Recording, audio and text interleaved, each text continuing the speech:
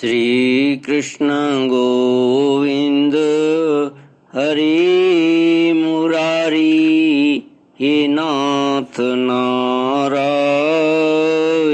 वासुदेव। ओम नमो भगवते वासुदेवाय। ओम नमो भगवते वासुदेवाय। ओम नमो भगवते वासुदेवाय। सच्चिदानंद रूपाय विश्वोत्पत्त्यादि हेतवे तापत्रय विनाशाय श्री कृष्णाय वयं नमः। सच्चित आनंद स्वरूप परमात्मा जो सृष्टि की उत्पत्ति, पालन और प्रलयकारी हैं तथा जीवों के आध्यात्मिक आदि दैविक आदि भौतिक तापों को नष्ट करने वाले हैं, अर्थात जीवों के मानसिक शारीरिक और भौतिक दुखों को दूर करने वाले उन श्री कृष्ण भगवान को हम नमस्कार करते हैं। श्री कृष्ण गोविंद हरि मुरारी, हे नाथ नारायण वासुदेव। महाभारत नाम का एक दैत्य था। वह कंस का निजी सेवक था। कंस की प्रेरणा से ही ववंडर के रूप में वह गोकुल में आया और बैठे हुए बालक श्री कृष्ण को उड़ाकर आकाश में ले गया। उसने व्रजरज से सारे गोकुल को ढक लिया और लोगों की देखने की शक्ति हर ली। उसके अत्यंत भयंकर शब्द से दसों दिशाएं कांप उठी। सारा व्रज 2 घड़ी तक रज और तम से ढका रहा। यशोदा जी ने अपने पुत्र को वहां बैठा दिया था। यशोदा जी ने अपने पुत्र को जहां बैठा दिया था वहां जाकर देखा तो श्री कृष्ण वहां नहीं थे।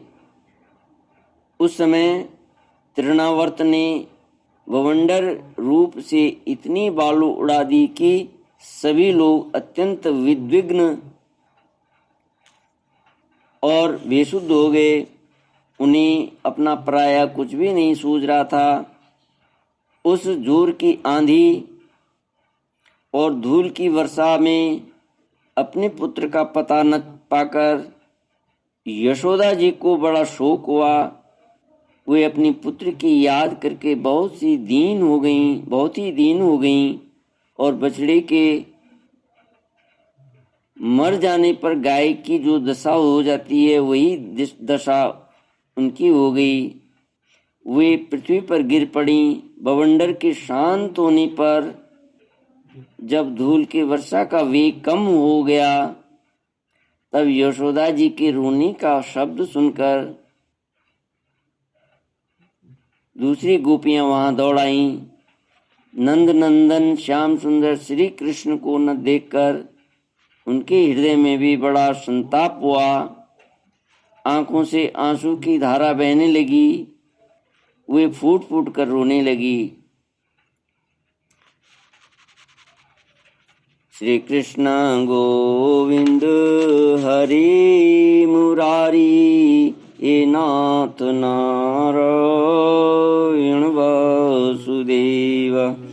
तृणावर्त शांतरयो वात्यारूपधरो हरन्, कृष्णं न भोगतो गन्तुं न शक्नोत् भूरिभारभृत्।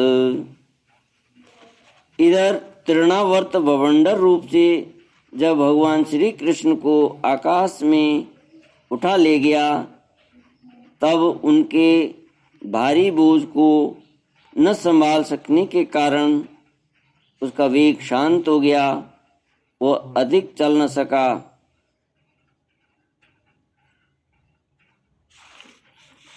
तृणावर्त अपने से भी अधिक भारी होने के कारण श्री कृष्ण को नीलगिरी की चट्टान समझने लगा। उन्होंने उसका गला ऐसा पकड़ा कि वह उस अद्भुत शिशु को अपने से अलग नहीं कर सका। भगवान ने इतने जोर से उसका गला पकड़ रखा था कि वह असुर निश्चेष्ट हो गया। उसकी आंखें बाहर निकल आईं, बोलती बंद हो गई, प्राण पखेरु उड़ गए और बालक श्री कृष्ण के साथ वह ब्रज में गिर पड़ा। पांडु देश के सहस्राक्ष नाम के एक राजा थे जो नर्मदा तट पर अपनी रानियों के साथ विहार कर रहे थे।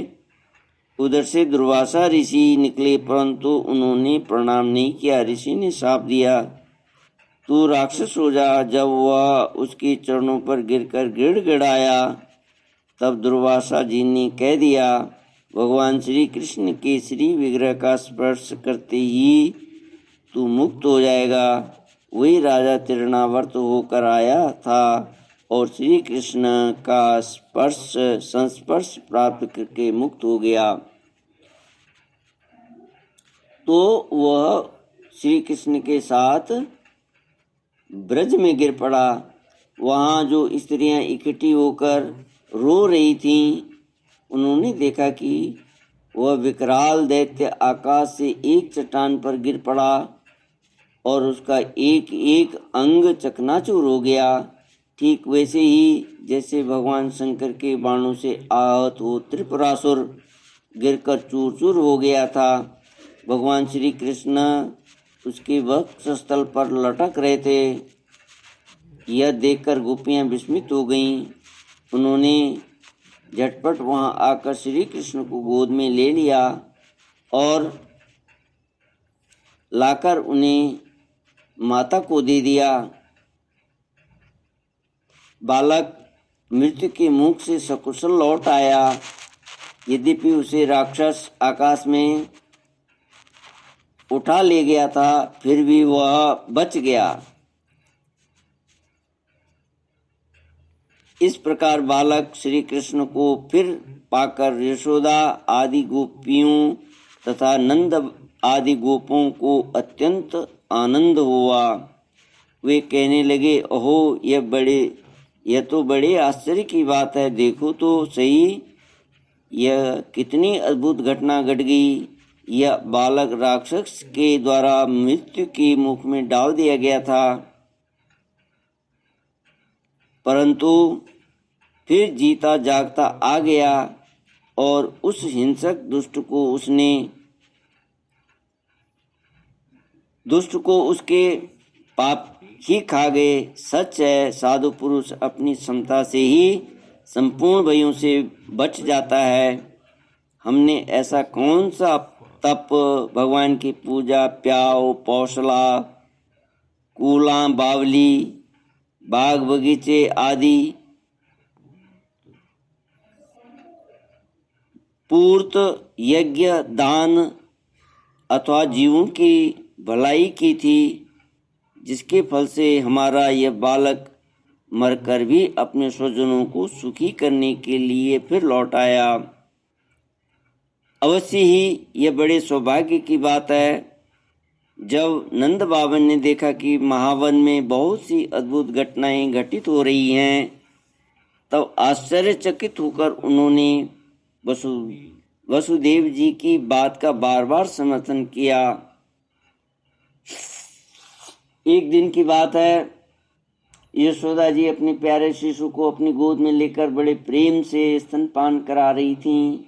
वे वात्सल्य स्नेह से इस प्रकार सराबोर हो रही थीं कि उनके स्तनों से अपने आप ही दूध झरता जा रहा था।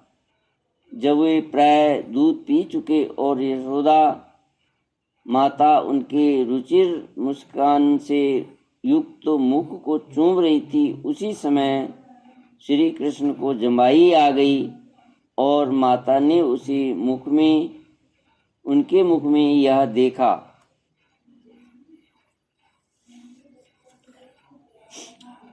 उसमें आकाश, अंतरिक्ष, ज्योतिर्मंडल, दिशाएं, सूर्य, चंद्रमा, अग्नि, वायु, समुद्र, द्वीप, पर्वत, नदियां, वन और समस्त चराचर प्राणी स्थित हैं।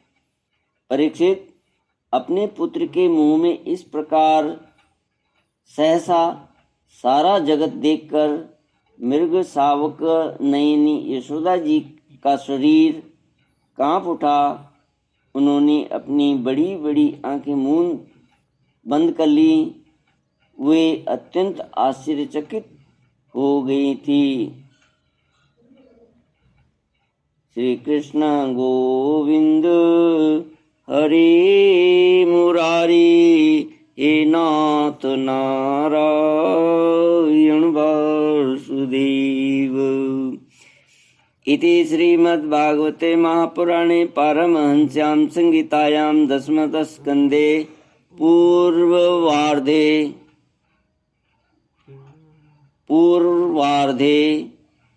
तृष्णावर्त मोक्ष नाम सप्तमोऽध्यायः।